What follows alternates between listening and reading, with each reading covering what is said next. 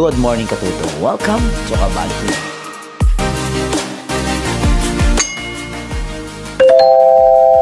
So good morning mga katotoyan, panibagong vlog na naman tayo sa araw nito ngayon na kung saan ayan, may bago akong isang appliances na gusto ko namang ipa-flex ko naman sa inyo kung ano nga bang function ng bawat bahagi o part na naturang washing machine. Automatic na ito, Samsung automatic washing machine. So 7 kg ang maaring laman po nito at talagang karentisado kaya ito kinuha ko naman. So tingnan natin, mayroon siyang tinatawag na manual at doon tayo susundan yung ating manual na yun para mas maintindihan natin yan, para tayo nangangapa kung paano nga ba gagamitin ito. So syempre naman sa tulong ng manual matutunan natin lahat ng ito. Ayan, so ito yung manual natin sinasabi ko kanina. So unang-una, syempre naman mayroon pong mga parts yan at mayroon mga bahagi na kung saan dapat nating alamin. So tingnan natin maayos. So kung mapapansin natin dito, talagang ayun, pulido no. Syempre bago. Ayan, so mayroon pa dito Siyempre itong manual na hindi na dapat natin mawawala sa sarili natin. Kung babasahin muna natin mamaya may manual na yan kung paano nga ba gagamitin itong washing machine na yan.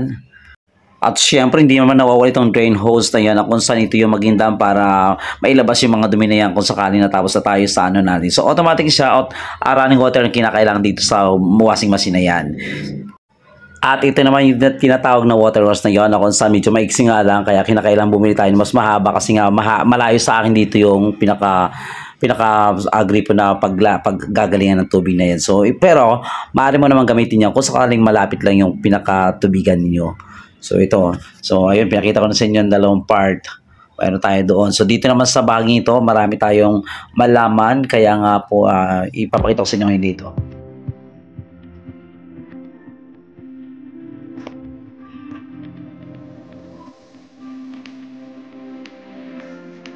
Ang kagandahan lang dito is talaga napakatipid sa kuryente na yun. Una, hindi siya maksaya.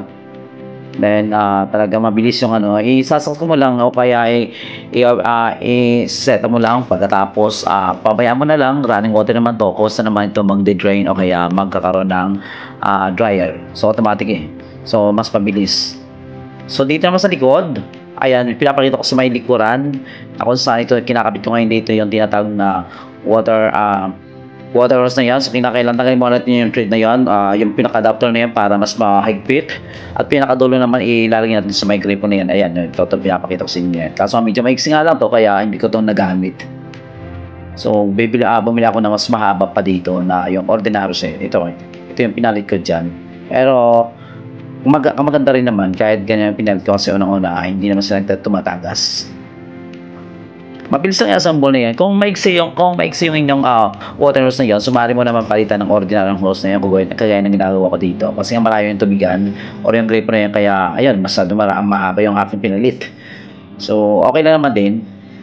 Ang doon sa dulo is dapat mahigpit yung gripo mo na yan at pagkatapos mahigpit din naman yung adapter na ilalagay mo doon sa may gripo na yan para hindi naman tumatagos or hindi naman natapon yung tubig na sayang din naman kung matatapon natin ngayon. Okay, so dito naman sa part tayong bahaging ito.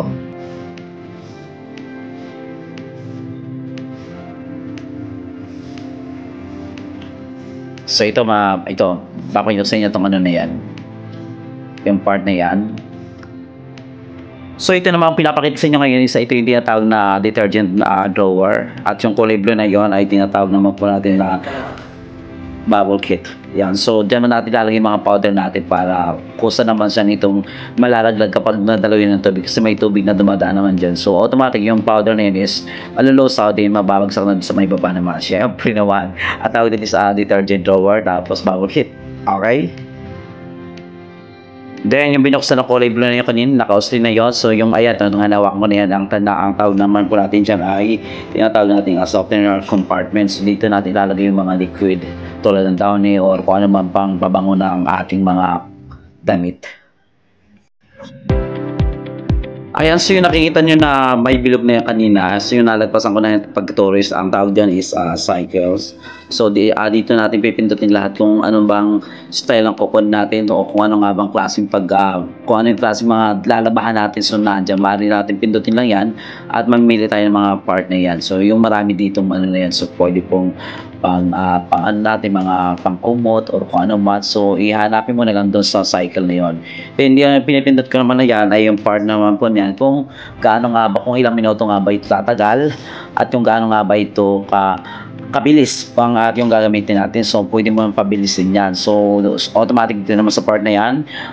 Dito naman is so, dito naman sa tinuturo na yun, so, nakalagay dito kung ilang beses mo itong ibabanlawan. Pagkatapos dito naman sa pangalawa is yung number 6 na yun. So, meron tayong kung ilang minuto nga bang nilalaban.